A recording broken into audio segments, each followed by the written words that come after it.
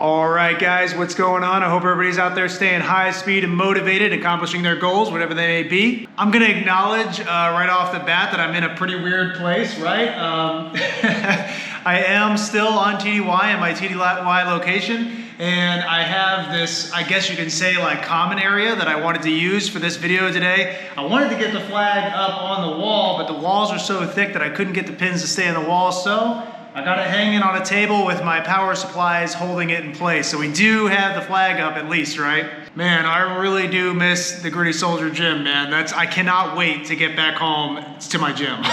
But anyway, this video is gonna be all about how to max the hand release push-up as part of the ACFT. You may or may not know that recently I've been making, or really remaking, a Max the ACFT series on this channel. And what's really prompting that is that recently I've been training really hard for the ACFT, and I was able to get myself a 600 score just a couple weeks ago. I've been working really hard recently to dial down everything I possibly can for each one of the exercises. And this video is gonna be specifically geared towards the hand release push-up, like I mentioned. Now, if you're anything like me, you reminisce the days of the ACFT with the push-up, where that was really one of the events that was like the easiest to max, whereas the hand release push-up today with the ACFT is probably one of the hardest events to max. You can't just go up to the plate and knock out a whole bunch of reps. Can't do that anymore. You really have to have your form on point. You really have to take your time with each and every rep in order to get to that maxing score. As I've been training for this exercise specifically over the last couple years, I've realized that it's not about brute strength.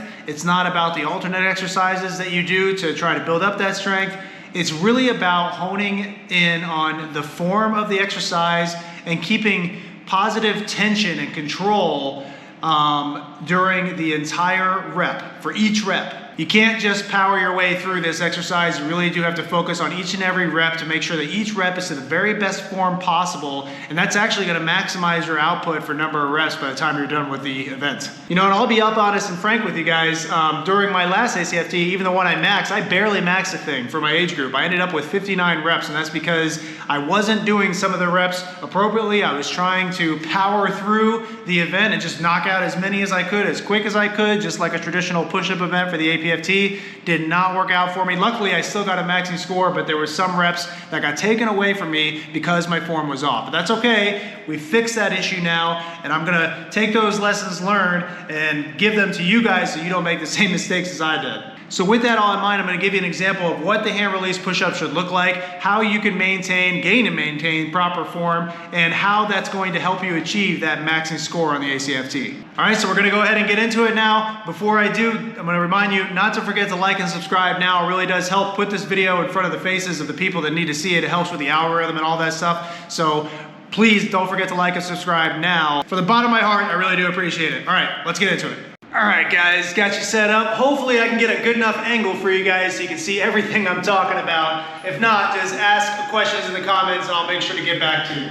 All right, guys, so remember, this event, this exercise is all about keeping positive control and tension across the entire body. Super important. You want to stay smooth and methodical throughout every single rep that you do, which I would say is completely contradictory to the old push-up event. I would say with the old push-up event, you just want to knock out as many push-ups as possible, as quick as possible. This one is the complete opposite of that. All right, so let's get this started. Let me show you what a hand release push-up should look like, step by step, maintaining that tension all the way through each and every rep, all right? So first things first, let's start at the feet. Your feet should be close together. I know, according to the standard, they say that you can have no more than a boot's width apart with your feet. That's fine and all, but I want you to focus on keeping your feet together, all right? That will help you maintain the tension at your feet, which is where all of this is gonna start. It's gonna go from your feet all the way to your head, and we're gonna go through it. So your feet are together, remember that. Your hands, all right, need to be as far back as you can get them with your fingers as far spread apart as possible, and your thumbs as close to the size of your body as possible. Not only is that hand placement what you need to do as required by the test itself, but it's also going to help you to derive that power that you need for each time that you press up your body for each rep. Quick interjection here, guys. So I'm literally in the process of editing this video that you're watching right now, and I'm realizing that there might be a point of contention here with some of the things that I'm saying in regard to where the hand placement is. Now, according to the readout for the ACFT, by the standards, right, you have to have your hands underneath your shoulders with your fingers on the insides of your shoulders. So keep your hands as low as you possibly can. You'll see that my fingers and my hands are still technically beneath my shoulders and within the outside of my shoulders where my finger placement is. So that's super important. You still got to make sure that you're keeping to the standard. I don't want anybody to call me out on that. But as you're maintaining that standard, keep your hands as low as possible. About right here is where that's kind of where I'm at, where I'm doing this. The angle's a little off, but you'll see it. Okay, just wanted to point that out for you guys. Okay, back to the video. Now, why do my hands need to be as far down as possible? Well, you'll notice that when you do that and you push yourself up, you'll get almost like a diagonal press-up motion rather than like a straight-up push-up motion. And you'll end up seeing that it's much easier to accomplish that, and you'll get a lot more power out of the top portion of your body and your triceps than you would if you were a little higher, up over towards the upper pecs. If you're too high, you're going to be putting way too much pressure on your shoulder muscles, on your rotator cuffs, and it's just not going to be as easy to knock out each rep. It just feels a lot more awkward. I want you to try that, all right? Try having your hands much lower, knock out a rep, then put your hands a little higher, and you'll notice that's a lot harder to pull off, and it just doesn't feel as natural to do. So remember, low hands, low hands. Your glutes, your butt muscles, your back, and your abdominal muscles should all be tight. Remember, you want to maintain that tension throughout the entire exercise, right? Every rep. Now your head, all right? Your head, I want you to look straight down at the ground. You don't want to look straight, okay, like this. That's like a traditional push-up. That's not what we're doing here. I want you to keep a neutral position. Look down. Don't put a whole lot of pressure on your neck. Just keep it nice and comfortable.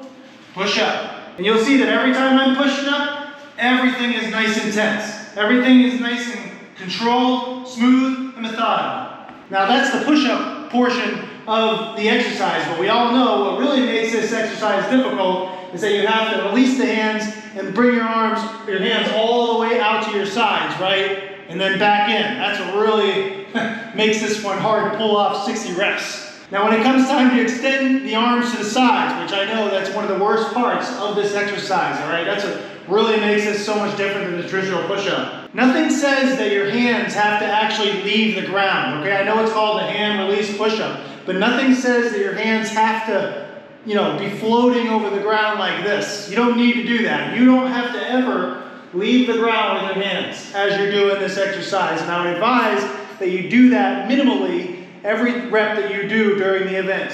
Try to keep your hands on the ground and slide them out and back in between every rep. All right, that's going to help you maintain a lot of that strength that you would otherwise lose throughout the event if you were lifting up your hands the whole time. Not only that, but as long as you are, and this is according to the test rules, as long as you are in a continuous motion, I think you have no more than 5 seconds per rep. As long as you're in a continuous motion with your hands, you can go as slow as you want. All right, that's going to help you maintain some of that energy as you work up towards those last reps, towards your maxing score. So now we're staying nice and tense for the push-up portion. All right, keeping our feet together. Remember that. When we come down, we're keeping our fingers on the ground, sliding them nice and methodical, taking our time as we do so. And when it comes down to the drop of the push-up, don't keep this in a controlled motion. All right, I want you to limit the energy that you use when you're coming back down for every rep. In fact, I want you to focus on just dropping and just slamming yourself to the ground.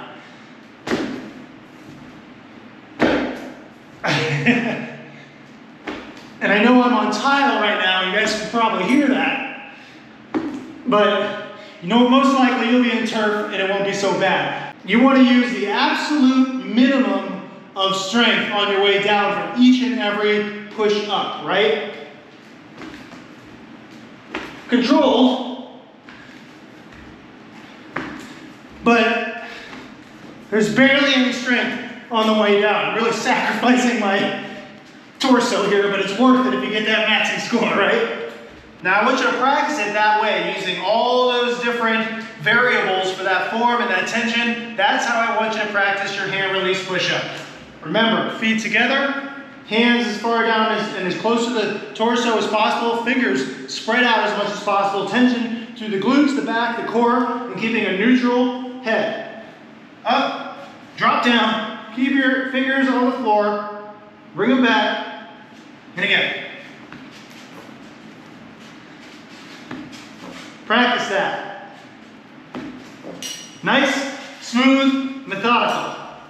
All right, so that's the form that I want you to maintain for the hand release push-up. You're gonna see if you practice that way, they're gonna become much and much easier over time. Now, what are some of the things that I like to do and I think you should do in order to increase your rep range for the HRPs? Now for this video, I'm not gonna really focus on alternate exercises because this is one of those exercises that I really do believe that the best way to get better is to practice your form and just do more and more and more of this specific exercise. Just get used to doing it. Now there's two things that I like to do that really help me to maintain and even increase my rep range for my HRPs. First, I really like to do Tabata drills. If you're not familiar with Tabata drills, it's 4 minutes total of 20 seconds of work and 10 seconds of rest continuous. So you can do a Tabata drill of hand release push-ups. That's gonna be 20 seconds of hand release push-ups, as many as you can do, no breaks, and then 10 seconds you'll rest, and then you'll do that again